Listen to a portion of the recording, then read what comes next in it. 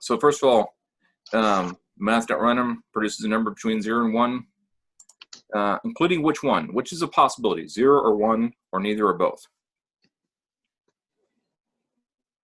Anybody? Both. Hold on. It's not both. Thank you for playing. Now right here, I didn't get either one, 0 or 1. I got everything I got was between. And here it gives the way right here the answer to my question. It's from 0 to 1, inclusive of the lower bound, inclusive of 0, but exclusive of 1. So it will never produce 1 as an output. Okay. And so you expect to know that. Which means, like, if you just do MathDotRandom, you're going to get a random number that's 0 point something. Maybe 0.0, which that's highly unlikely because there's literally infinite number of, okay, not for the computer, but there's billions and billions of possible numbers that it could produce. 0.0 is just one of them. So you're probably not going to get that. I've never gotten that outputted. It's probably things like you see here. So like 0.1, highly unlikely. I mean, the numbers that we produce are each highly unlikely. I'm just expect to see something like this. All right, so that's how MathDotRandom itself works. Let's take it up a notch. Now, if you look at this code, so now, first one, I say a range of numbers. If I go from 0 to 82, that's,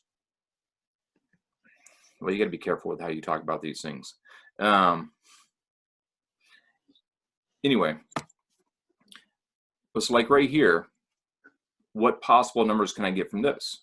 Well, if I take my normal boundaries, which is 0 to 1, and multiply by 82, 0 times 82 is 0, 1 times 82 is 82. So the possible outputs from these are 0 point something all the way up to 81 point something, which I actually got 81 point something is one of the outputs, which was. So it's going to exclude 82. And so, say again? It's going to, and it's not going to include 82, right? Exactly. But these are still random, real numbers. In math, they talk about real numbers, which is all the numbers in the number line, versus just integers. So that's the next step, is to turn it into an integer. And before I show you the code, we're going to do a typecast. And if you typecast a decimal to be an int? What does it do? It chops off the decimal. Right? Doesn't truncates the decimal, but exactly. And so, what are the range of possible integers if I were to typecast these to be an int? 0 to 1. What's the biggest integer I could get if I typecast this? 81. 81, right? Mm-hmm. Because the biggest number I could get, okay, technically there's not a biggest number, but like 81.9999999 is possible, which is going to become 81. You can't get 82. Right. That's what I want you to appreciate. Yeah, I mean, and so the next step is what we just said. One thing you need to appreciate with this is, like it says right here, you need the typecast course, but you need to make sure the typecast happens after the multiplication. So you need these extra parentheses that they have here. Otherwise, it won't work. Otherwise, the typecast will typecast what this produces and then multiply. And then you're just going to get 0. Exactly. Because this produces 0 point something, typecast to be in it is just 0 every single time. Right. That'd be a fail. So if you look at this code, here it is. It's done, well, actually it's done incorrectly and then correctly. So let me run this. And you can, okay, that's funny. My range was only 6. And so I was going to get 0 to 5. It's still unlikely that I would have got 0, twice out of that. Let me check something.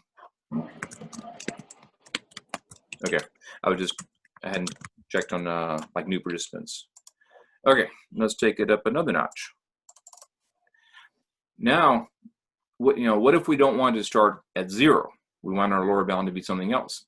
And it's like here, we want the numbers from 25 to 75. Which, we talked about this before. You got to be careful with this. Like, if I said the numbers from 0 to 10, and just integers, 0 to 10, how many different integers am I talking about? I'm talking inclusive, 0 through 10. How many numbers is that? How many integers? 11. About 11, right? So if I wanted a range of 10, I'd either go from 0 to 9, or 1 to 10, or whatever. So let's say I go from 2 to 11. Count it out. That is actually 10 different numbers. But if you do math, you say, okay, 11 take away 2 is 9, plus 1 gets you to 10, which is why that's how you calculate the range. Okay, it's high minus low plus 1. Right. And we're talking about integers here. That's the plus 1 has to be there for the, well, just in general. So that's what we do is you figure out what range of numbers you want, and that's what you multiply by. And then whatever your minimum is, your lower bound is, you just add that on. So I want to go through the math here.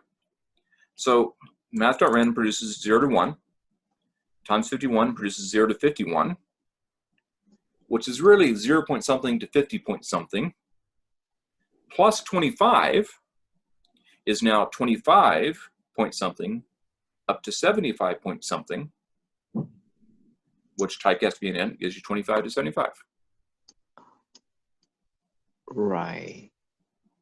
I know that's a bit much, but like, to put it another way, in Algebra 2, which I don't know how many of you have done this, there's a thing called interval notation. And so that's how you say the number is 0 to 1. And then times 51 produces this range of possibilities, 0 to 51, including 0 as a possibility, but not 51, plus 25.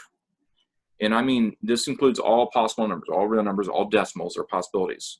Add 25 to both those numbers, 0 plus 25, and then 51 plus 75, plus 25, and I get that range of possibilities. So the decimals are what I said, 25.0, point something, 25.0 at the minimum, and then something below 76, so up to 75 point something. And then when you typecast that to be an int, you get an integer from 25 to 75 like we wanted. Right. So not including 76. Exactly. And so that's so I'm saying when you get into trying to do the lessons or the activities that you're turning in for a grade, at least some of the time you'll need this. And it's not hard. Well, you got to be careful.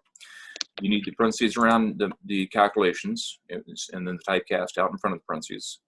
And then we said you calculate the range of possibilities by that simple formula, high minus low plus 1. And then you shift it over basically by adding on the lower limit. And there you go. Let me look at this example. In here, if I just, let me run it. I don't remember how this one, this one does exactly. No, it's not graphical. And so it produced some random numbers. And if I ran it 100 times, I would never get anything below 25 or bigger than 75. So it works. Right. Here, let me jump over to random letter. Well, actually, I'll go through these. A random die. So, obviously, a die, a number cube has 6 sides. But if you do the math, the numbers on a number cube are 1 through 6. And so if you do 6 minus 1 plus 1, you get a range of 6. Okay. Someone typed this wrong. I didn't even notice that earlier. Should have been like that. Anyway, so that's how you simulate a number cube, a die. So if you want to put that in a game, for instance, that's how you do die rolls. Here, let me just roll this one. I don't remember if it does anything fancier. Okay, nothing too fancy, but okay, let me jump ahead. I don't think 2 dice are more exciting than 1 die. So if you want to do the whole alphabet, obviously, there's 26 different letters. So the range is 26.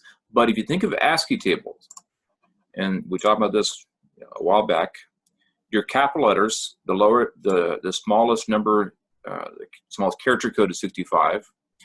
And then, well, actually, let's pause and think about this. If you're trying to figure out for Z, what do you add on to the 65 to get Z? 25 or 26? Anybody? 25. 25. Just 25. because, you know, Z is the 26th letter, but it's 25 spaces after the first letter. And so that's kind of another way to look at this. And so to figure out the range, you say, where does Z go? Well, it's 90. 90 take away 65 is 25, plus 1 is 26. And so I just want you to appreciate that. I mean, obviously, we knew there's going to be 26 different possibilities, but that's where these numbers come from. It's from the ASCII codes. Right. Actually, they messed up. That should be a 90. Looks out like it should. And then why is the 65 there? Because that's the lower limit. Capital A has an ASCII code of 65. How did they mess this up? They weren't thinking. Okay, I'm just going to make sure I did. I mean, I just saw it, right? Z is 90. I don't normally think about, I don't have, like normally I calculate the other ones. Anyway, there you go. That's how you do a random letter. Here, let me just run through it. One thing we don't talk about in CS1 much is a char. I mean, we have here and there. Strings are actually made up of chars, which let me just say again, a char is just a number. Like you can have a char variable and store a number, but it represents a character, but you're storing a number. And that's the whole point to this ASCII table, is those are the character codes for these characters. So I'm just saying, MathDotRandom produces a number, and then typecasting a char means we actually see the character that number represents. Okay? Okay. Okay. All right. Any questions about any of this? Anybody? Then, first of all, let me double check. Okay. I'm going to stop checking. Now, about this, let me just scroll to the bottom. And you're going to, first of all, let me say, and I was going to put out a post to make sure everyone knows this. You're supposed to do both parts, the combinations and then the dancing turtles, which frankly, I didn't know they had this kind of thing in CS Awesome. It's kind of like Greenfoot, I guess, in a sense. It's graphical. And so anyway, just to give you a little guidance here, make sure, I mean, it's going to be easy, but you should have 3 print lines here. The same thing repeated 3 times. And then here you can do math.pow to produce the answer to part 2. And I'm just going to say, not going to say any more than that. Here I was going to give a little more guidance. You know, everything's done for you except for a few lines of code. Right here, and here I'm going to go and do this. And actually, if you want to, you can you can edit this all you want. So like right here, I'm going to go ahead and make a new variable called range, and that way I can just do the calculations. It's 480 minus 20, and then what? Somebody, come on. Minus. No, plus. Oh, plus 1. Right, high minus low, plus 1. Right. Oh, so to put it another way, and we want to range of integers here. That's one thing I didn't like about this, is too often they would just talk about numbers when they mean integers. And it's a little ambiguous. You don't actually know what they're wanting until you actually look at their solutions. Like, what, you didn't say you wanted only integers, but I think that's what they want most of the time. Definitely here for the x values and the red, green, and blue, they're integers. So back to this. How many different numbers are there from 20 to 480? Well, 460 plus 1 is 480. Actually, let me explain this one more way. When you do that subtraction, you say, okay, 480 take away 20 is 460. What that means is that there are 460 numbers after 20. So if you want to count all the numbers, then it's 20 itself is one number, and then the 460 that follow it is where the 461 comes from. Okay? Now, to actually, so we, to write the code, I'll go and do my typecast. I do open parentheses, math.random, times, and I don't care, frankly, here, if you just type 461, or you make a variable like I did and use that variable. You know, either way is fine, but it definitely needs to be 461, not 460. And then plus what?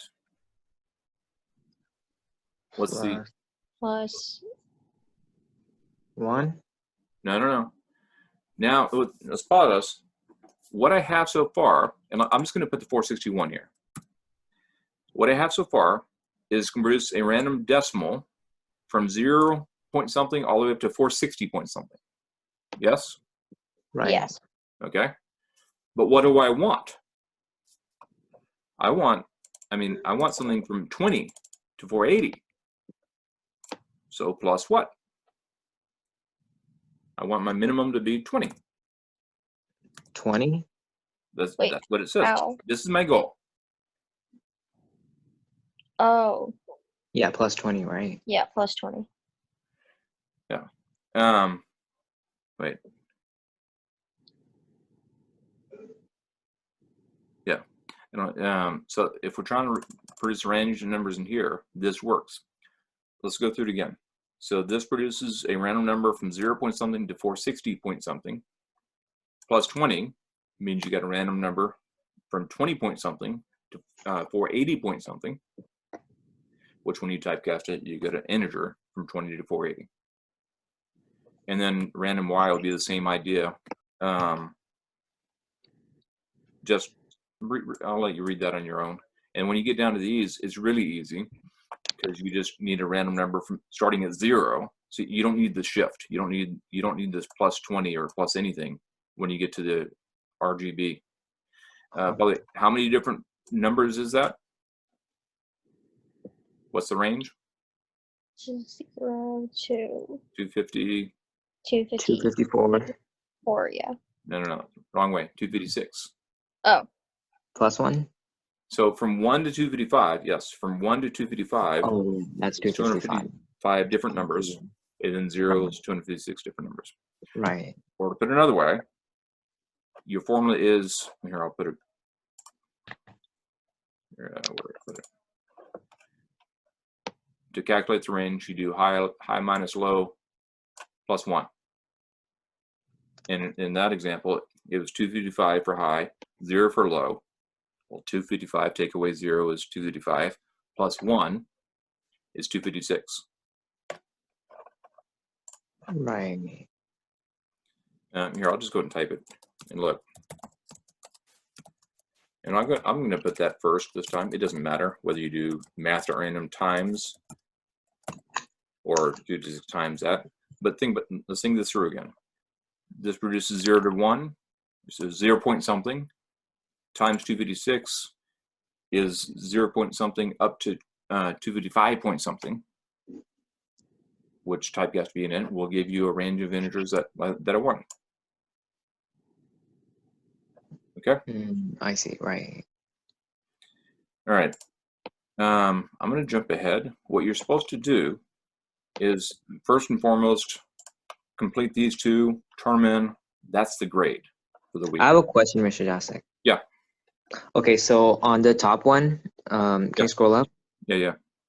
Okay, so you see how it says, okay, calculate the number of combinations. So is it asking like for like every single combination or like how many combinations? Listen, it's really, really easy. If you have, so if you had two numbers and there's 10 possibilities per number, then you just do 10 to the power of 2. Right. In our case, so you take the number of possibilities to the power of number of rows.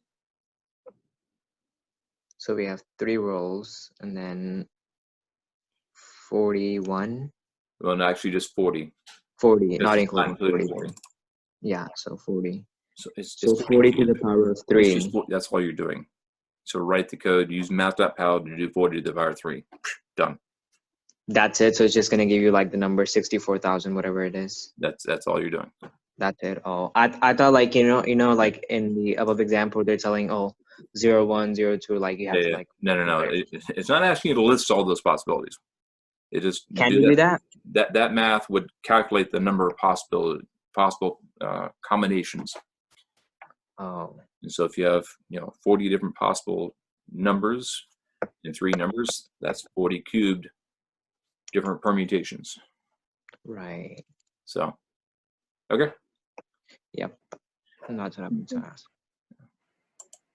And then I was going to show you, like I said, once you're done with 2.9, then go to 2.11, 2.12, and they review really everything in chapter 2. And 2.11 is drag and drop, and then 2.12 you're actually writing code. First, here what I mentioned, I already did this. How do I? Okay, there's reset. Okay, watch. What I would recommend you do is do the obvious stuff. So that's obviously where it starts off. Which one ends? Here's the end of the class, and then start the main method. Drag that there in the main method, and just that simple act of putting the kind of structure in place eliminates most of the choices. And then obviously you have to choose between these two. This will be the last thing. So now it's just a question of which one of these answers the question. And we want to print a random number. See, it says random number, but it means random. It means random integer, without saying that. Because look, this produces a random number, real number from 0 to 50, not including 50. So it's definitely wrong. Whereas this one produces a random number, a random integer from 1 to 50. Oh, I see.